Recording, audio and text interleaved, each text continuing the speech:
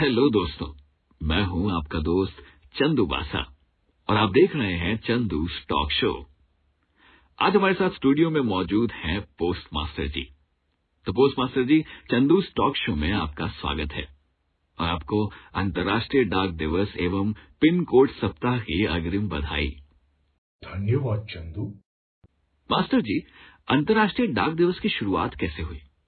9 अक्टूबर 1874 को स्विट्जरलैंड में universal postal union की स्थापना हुई, जिसे हर साल 9 अक्टूबर को 150 से अधिक देशों द्वारा मनाया जाता है। और पिन कोड सप्ताह उत्सव कैसे शुरू हुआ?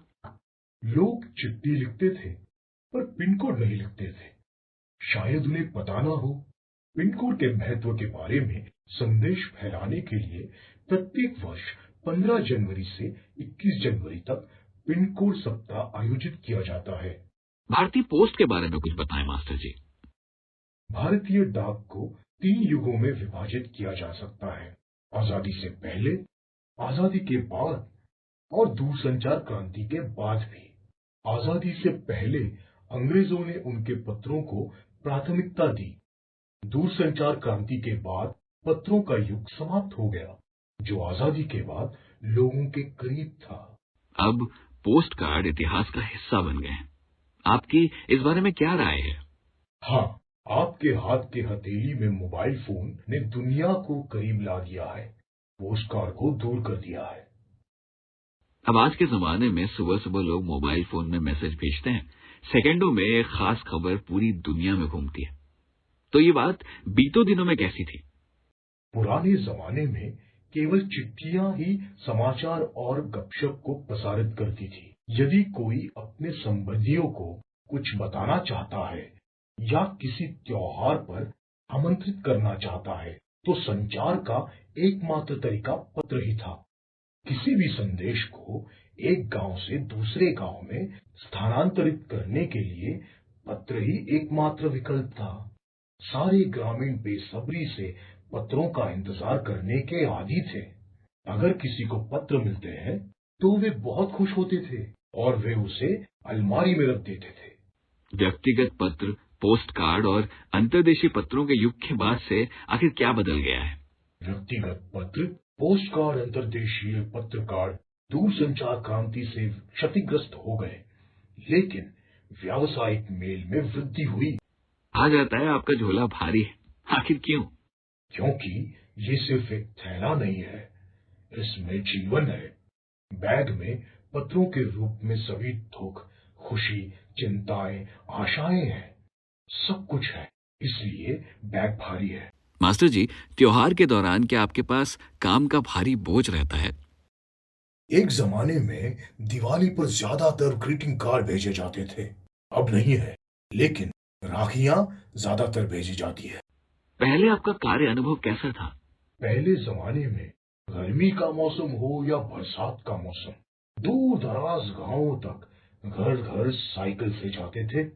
ग्रामीण हो या शहरी, मुझे एक मुस्कान के साथ मुझे देखकर पूछते थे कि हमें कोई पत्र आया है। बूढ़े लोग पूछते थे कि क्या उन्हें कोई मनी ऑर्डर मिला। क्या आपको लगता है कि आज के बच्चे आपके बारे में ज्यादा कुछ नहीं जानते हैं? कुछ हद तक ये सच है। अगर आप बड़े लोगों से मेरे और मेरे कर्तव्यों के बारे में पूछते हैं तो वे तुरंत जवाब देंगे, लेकिन अगर आप छोटे बच्चे से पूछेंगे तो आपको तुरंत जवाब नहीं मिलेगा या आपको जवाब ही नहीं मिलेगा। कुछ लोगों को डाक टिकट जमा करने का शौक होता है।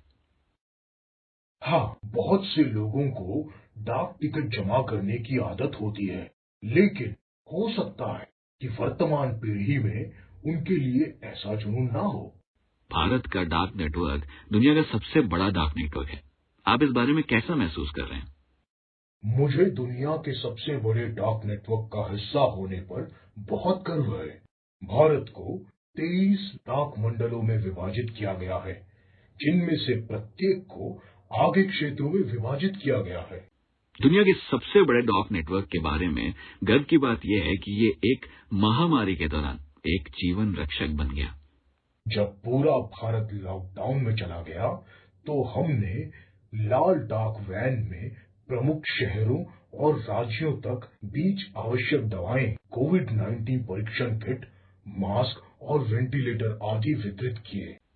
पहले डाक पेटी चिट्ठियों और पोस्ट कार्डों से भरी होती थी, लेकिन अब वो गूंगी लगती हैं। समय बदल गया है और अब वे दिन फिर कभी नहीं आएंगे। अब डाकघर भी एक छोटा सा बैंक है। इसके बारे में कुछ बताएं। हमारा उद्देश्य भारत के सभी डाकघरों को एक्सेस पॉइंट के रूप में उपयोग करके ग्रामीण डाक श्रमिकों के माध्यम से ग्रामीण क्षेत्रों में डोर टू डोर बैंकिंग सेवाएं प्रदान करना है। मास्टर जी, क्या आप दर्शकों से कुछ कहना चाहते हैं? हम भारत में अच्छी कनेक्टेड सेवाएं प्रदान करते हैं। हम बड़े शहरों से लेकर दूर दराज के गांव तक हर जगह है। हमारे साथ चैट करने और अपने विचार हमारे साथ साझा करने के लिए बहुत बहुत धन्यवाद।